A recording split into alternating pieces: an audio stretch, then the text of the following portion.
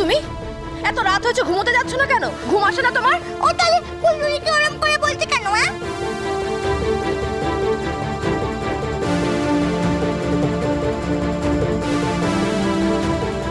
চড়ে দিদি,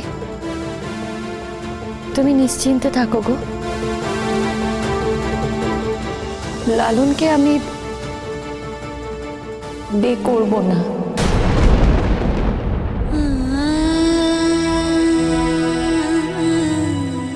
আর লালন তো তোমাকে বলেছে যে ও তোমাকে বিয়ে করতে চায়। যত তাড়াতাড়ি সম্ভব না তোমরা বিয়েটা করে নাও চড়ুই দিদি।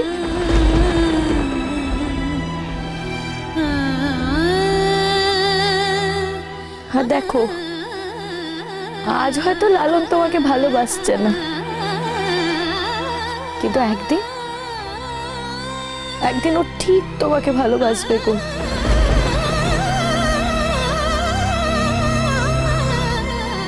শুধু একবার বিয়েটা হতে দাও। সিঁদুরের জোর কি কম নাকি?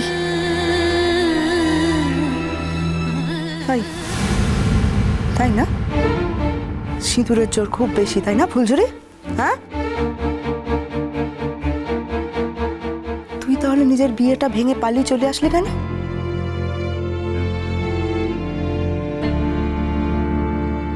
কেন চলে এসেছিস? তুই তো মানিক দাসকে বিয়ে করে ওর দেওয়া সিঁদুর পরে বিয়ের পরেও মানিক দাসকে ভালোবাসতে পারতিস। কেন চলে আসলি তুই? চালাক ভাবিস না নিজেকে? খুব চালাক ভাবিস নিজেকে। যেই দেখলি যে লালন চলে গেছে ওখানে, তুই লালনকে দেখে দৌড়ে দৌড়ে চলে আসলি। এত গায়ে পড়া কেন? এত গায়ে পড়া কেন? কেন এত গায়ে পড়া তুই? বিজয়বতী প্লিজ, অনেক আজে বাজে কথা বলেছো, আর নয়। এমনিতেই সারাদিন ওর উপর অনেক ধকল গেছে, অনেক মানসিক চাপ গেছে ওর উপর, আর নয়। আমরা ওকে নিয়ে এসেছি, আমরা চাইনি বিয়েটা হোক। আচ্ছা মেজো বৌদি, ফুলঝুরি আমাদের বাড়ির মেয়ে নয় বলে ওর প্রতি আমার কোনো ভালোবাসা থাকতে নেই, কোনো দায়িত্ববোধ থাকবে না? চড়ুই আমাদের বাড়ির মেয়েতেই শুধু চড়ুইকে ভালোবাসতে হবে? যে মেয়েটা আমাদের রক্তের কেউ নয়, তার সত্ত্বেও এত বছর ধরে আমাদের জন্য এত কিছু করলো, এত ভালোবাসলো আমাদের, তারপর ওর প্রতি আমাদের কোনো দায়িত্ব থাকবে না? এটা হয় না।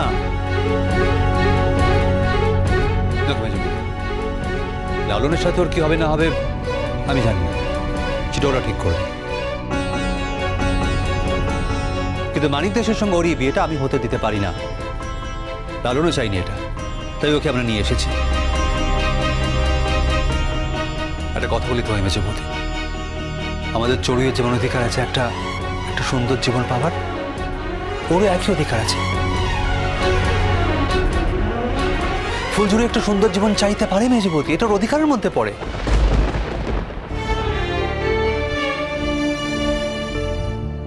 যা ফুলঝুরি, ঘরে যা।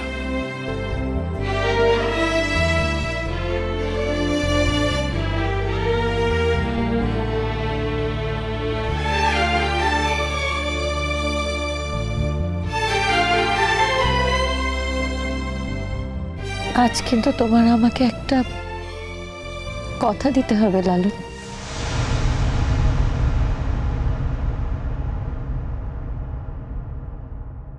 ও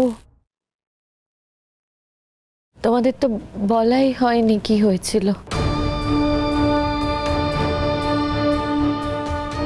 লালনের ফাংশন শেষের পর মানিক দাসের চক্রান্তে লালনকে ফাঁসানো হয়, একটা মেয়ে ওকে ফাঁসিয়ে দেয়। এটা কি করছো তুমি? থানা পুলিশ হোক, ওকে পুলিশে দে।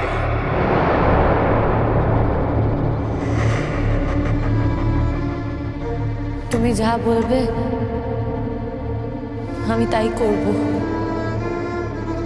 তাই করবি? শুধু তার বদলে তোমাকে লালনকে ছেড়ে দিতে হবে।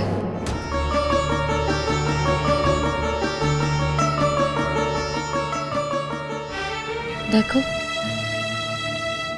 তুমি যা বলো আমি তোমার সব কথাই শুনি। আমি তোমার কথা শুনে কিন্তু বেরাসর থেকে চলে এসেছি। আজ তোমার কাছে যদি আমার এতটুকু দাম থাকে তাহলে আমার কথাটা কিন্তু তোমাকে শুনতেই হবে লালন।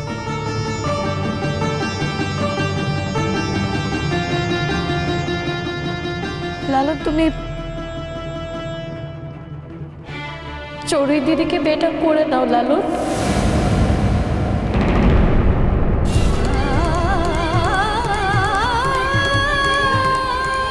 যত তাড়াতাড়ি সম্ভব বিয়েটা করে নাও। তার দাদা বের পরে না এটা করে নিও।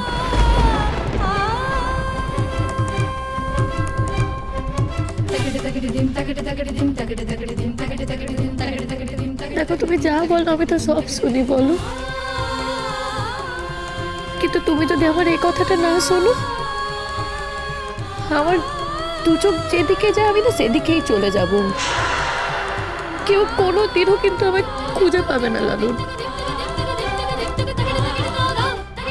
আমাকে যদি এতটুকু সম্মান দাও না, তাহলে আমার কথাটা দেখো।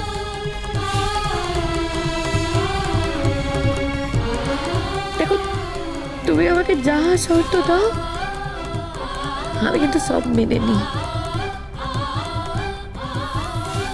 তাই আমার এই কথাটা মেনে নাও। আর তো কিছু আমি চাইছি না তোমার কাছে লালন, মেনে নাও।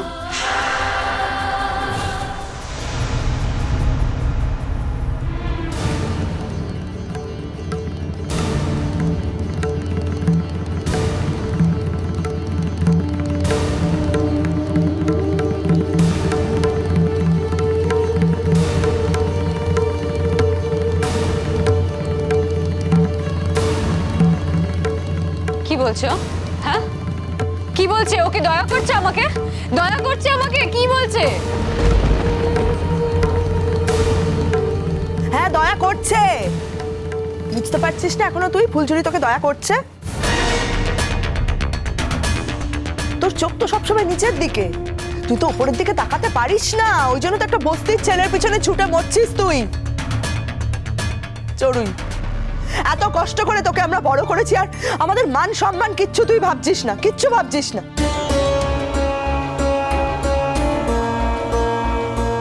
কাউকে কাউকে বলতে পারবো একবারও মুখ ফুটে যে এই ছেলেটা আমাদের জামাই? তাও তুই এই ছেলেটার জন্যই এত কিছু করছিস। দয়া করছে ফুলঝুরি, তোকে দয়া করছে, তাও তোর ঘেন্না করছে না? তাও তোর ঘেন্না করছে না? বিয়েটা করতে ইচ্ছে করছে তোর? হ্যাঁ, করব। লালন, বলো না মাকে, বলো। আমার দিক থেকে যা বলার ছিল আমি বলে দিয়েছি। আমি চিরকাল মনে মনে ফুলঝুরিকেই ভালোবাসবো।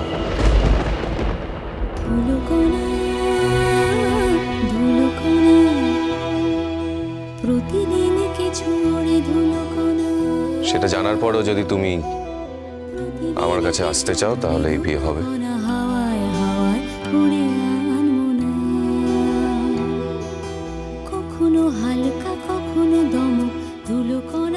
বেশ ফুলঝুরি, তোমার কথাই রইল।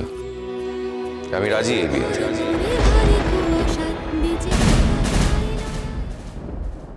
যা যা বাড়ি যা, যা ইচ্ছে করতো, তোকে আর কিছু বলেনি আমার। যা। আমি যা চাই সেটা আমি পাই, আর আমি কিছু চেয়েছি সেটা আমি পাইনি, এটা আজ পর্যন্ত কোনোদিন হয়নি, আর সেটা আমি কোনোদিন হতেও দেব না।